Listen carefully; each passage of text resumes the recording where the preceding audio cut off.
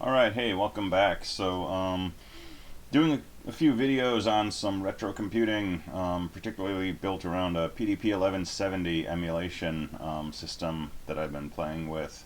Um, Academically, this video should be where we dig into the instruction set architecture and we look at the coding of instructions and memory organization and all that kind of low-level detail. We got time for that later. Let's jump into the more visually appealing part of this, and let's play around with the simulated console, because one of the sweet spots about the simulation system I've been using, SIMH, is people have written a simulated front panel for the PDP 1170, so we can actually flip simulated switches and so on and so forth.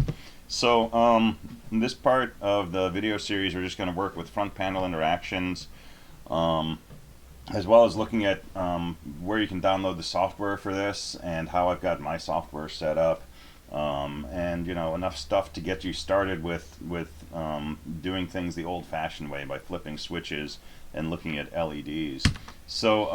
I'll give you the whole setup later, but on my system right now I can just say PDP and it brings up this beautiful simulated front panel and a window where we can type in commands to interact with this or to investigate its state. This is probably the main way that I work with the software right now, but 50 years ago we didn't have that. All we had was the front panel, and that was really all you needed, because with this we can investigate the state of the machine, we can update the state, we can step through our program, and so on and so forth. So let's just play with this for a little bit. So it's got a power switch, which is a key that you can turn and also lock the front panel, so if someone walks by they can't flip the switches. It's got a lamp test button. Why do we want a lamp test button? Well, it's like a basketball scoreboard, right? Sometimes things burn out, and you might see a bit that looks like a 0, but in fact it's just a lamp that's not lighting up anymore. So a lot of old panels had a lamp test button specifically to make sure everything lights up. So basically we can load addresses in here. So this is a 22-bit bank of inputs. If we flip a switch up, it's a 1. If we flip it down, it's a 0. And since this is simulated, I'm just clicking on these to toggle them, but on a physical panel, which hopefully I'll have in another month, you can actually flip these switches. So we can put values into here. If this is an address we're typing in, we can load the address into an internal buffer in this panel, and then we can examine the contents of that address. We can also load a value and deposit the contents of that address. We can start the processor at whatever the current address is. We can halt the processor and then single step it, or we can just tell it to run on its own and continue from where it is. Alright, so let's write a simple program to do some looping. So normally you would write your program out on paper and you'd go through a programming sheet and figure out what the bit pattern is for each instruction. We're going to come back to that later. We want to get on the air more quickly. So I'm using an assembler, and we'll have another video where we go through the tool chain and I show you how to fire up a cross assembler and so on. But I've already written some code, and the code is pretty simple. It clears register 0, and then we enter a loop where we increment R0. We move it to this magic address 177570, which we can see whatever the contents of that location is on the front panel LEDs, and then we branch back to loop. So this will be a loop that just clears a register and then starts incrementing it and displaying it for us. And here's the locations in memory where each of these instructions are stored. So everything is in octal. So 0, 2, 4, this will get stored at location 6, and then this is at location 8, which in octal is 1, 0. And here's the 16-bit values we store at each of those locations: 5000, 5200, 1067, 177, 560, and 774. Eventually we're going to learn where these came from, why they have these values, and we'll be able to write these magic numbers by ourselves without having to use an assembler. But inevitably we're going to use an assembler, right? Because programs of any length we don't want to have to do that conversion by hand over and over again. But for now, let's just toggle these numbers into the memory of the computer through the front panel, and let's see what it does. So I've got all zeros on my switches, right? All my switches are down. I'm going to say load address, and I'm going to start depositing values into memory. So the first number I want to deposit is 5,000. So this is 5000, and I'll say deposit. And then I'm going to say 5200. So these are color coded in groups of 3 bits. So this is a 5101. This is a 2010, and then these are zeros. And I'll say deposit, and when I do that, it increments the address. So this is location 2, and I just store it at 5200. And that's what I wanted at location 2 is 5200. So the next value is 10067. So here's a 100. Off by 1. There's a 1006 and 7. And I'll deposit that. And then the next value is 177560. So 177560. And I'll deposit that. And then the last value is our branch instruction, which is just 774. So we'll go 774, 774. And you can imagine it's a lot faster flipping these switches by hand when they're physical than trying to, point and click. So 774, we'll deposit that. Alright, so let's go back and examine our memory and make sure that I didn't make any mistakes. So I'll put all zeros in here, I'll say load address, and I'll say examine. So our first value is 5,000. That looks good. If I hit examine again, it will show me address 2, which is 5200. That looks good. Hit examine again, and I'll see 10067. That's good. Hit examine again, I'll see 177560. Still good. And then examine once more. There's our branch instruction, 774. We should be all set. So this program, right, these 10 bytes or 5 words of program have been stored in memory in the correct locations, and so now we want to execute our program. So I'm going to say load address, which will load this 0 into the address register, and I've got my halt button set to halt, and I'm going to say start. And when I do that, it's ready to execute the instruction at location 0. So I'm going to say continue. Now it's at location 2. Now it's at location 4. Now it's at location 8. And then it should branch back to location 2. And there we go. Now if I take off the halt and I just let this thing free run, we've got blinking lights, right?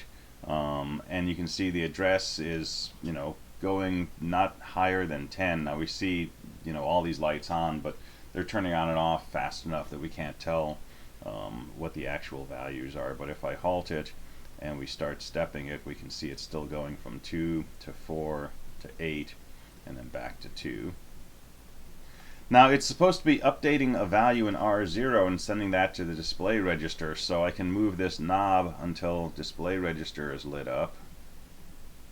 And now we should be seeing whatever the contents of R0 is, and if I step this some more, we can see here's the value in R0, and if I loop it back through, that will increment. So now it's ending with 5 ones, and if I loop it again, it'll go to a 1 followed by 5 zeros and so on. So let's go back to the beginning of this and see it actually count from 0 on upwards. So let me load address 0 and then say start, and I'll start doing some stepping. So there's instruction 2 and 4, and then at location 8 it outputs the value of R0, which is 1, and then we can loop through again, and there's a 2, and if we loop through again there's a 3, and then if we step it through again There's a 4 and a 5 and a 6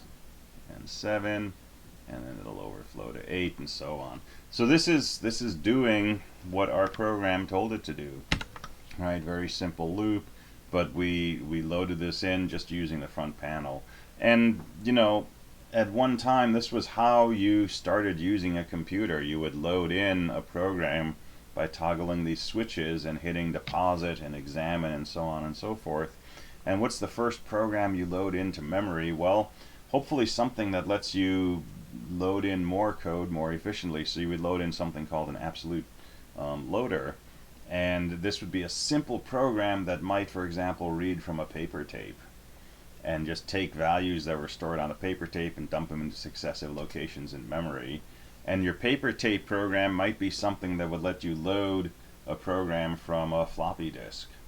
And then on the floppy disk you could have enough of a program stored that it might, you know, bring up a rudimentary operating system that would let you pull in other files from the floppy disk and so on and so forth.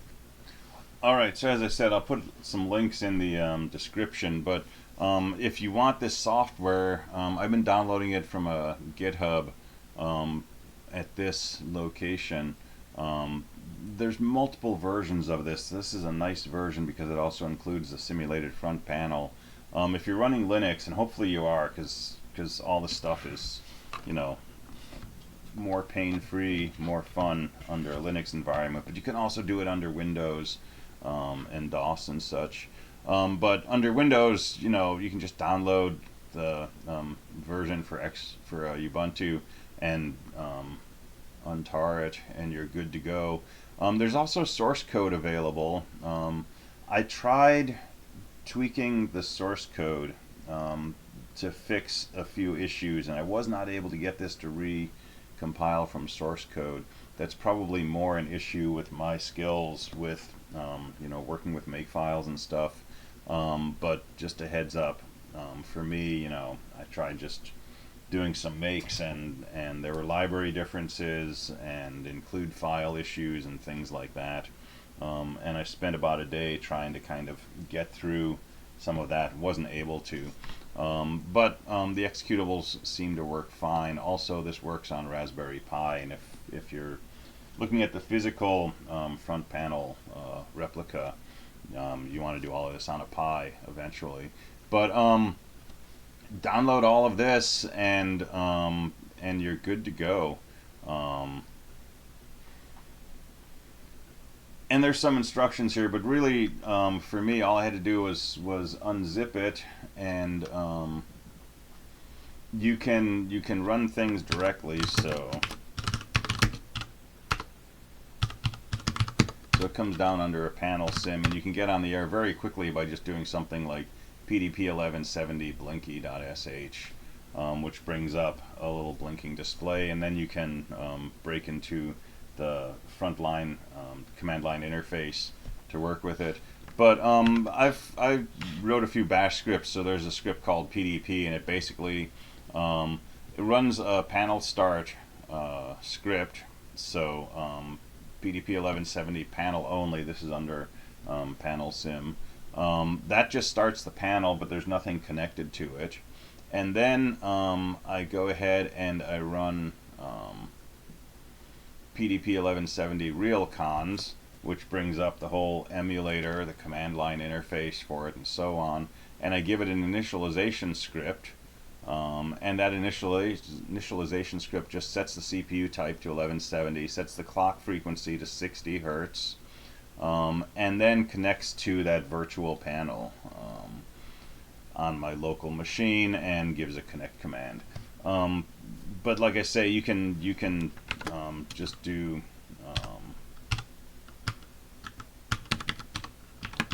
pdp1170 blinky.sh, and that will bring up a front panel and start running a blink program.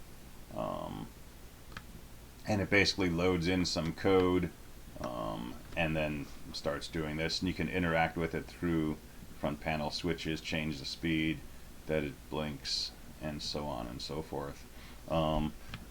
Whichever way you do this, once you're inside the emulator, you can hit a Control E, and get to the simulation command line interface. And from here, there's a million things you can do. So I can examine locations in memory. I can say examine, location 0 through 10. I can say examine in hex location 0 through 30. Sorry, not in hex, as instructions, and it'll disassemble these.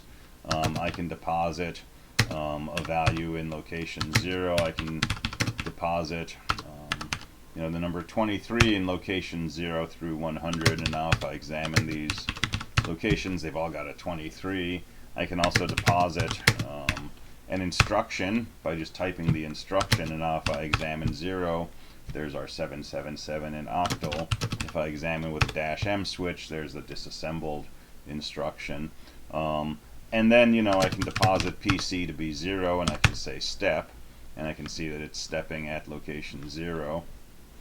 Alright, so that's an easy way to get on the air, but you've already got parts of a system sitting in there running. So let me go ahead and use my script, which starts off with totally empty memory, and let me just make a simple program. We'll make 0 a no-op, we'll make 2 a no-op, we'll make 4 a no-op, and we'll make 6 a branch to 0. We'll set a 0 into the PC, and now I'll start stepping, and you can see it's stepping through locations 2, 4, 6, and back to 0. And it's just, looping. I can say C for continue, and we'll see it free running. I can hit Control E to come back to the simulator, and I can keep stepping, and so on. And if I come over here and I hit the halt button and I say continue, you can see that it's doing this by sending step instructions to my emulator. If I say load address 0 and examine, it does an examine 0, examine 2, examine 4. And so this front panel really works by injecting characters into this simulation software, which is a great system, but it kind of breaks on modern kernels because it's considered a security risk to have the ability to inject input into your stream. There's ways around that. In particular, if you use this command, it will allow this kind of injection to take place. If you don't do that, and like I say, modern kernels start off with this this IOCTL option disabled, then when you try to examine or deposit or continue, you get these IOCTL errors coming from the simulator. So if you set that bit to a 1, it restores this capability. Alright, so that's basic front-end interaction. And like I say, the front panel is cool and it's a nice legacy thing, but if we want to do a higher efficiency interaction, we're going to tend to work through this command line interface, which again has lots of options. We can create scripts and execute those. We can do lots of I/O with the user. We can also attach virtual devices. We can boot from virtual devices. We can set breakpoints and all kinds of good things. So we'll be unpacking those in future videos. But anyway, that's just a preview of kind of where we're going. All right, thanks. Bye.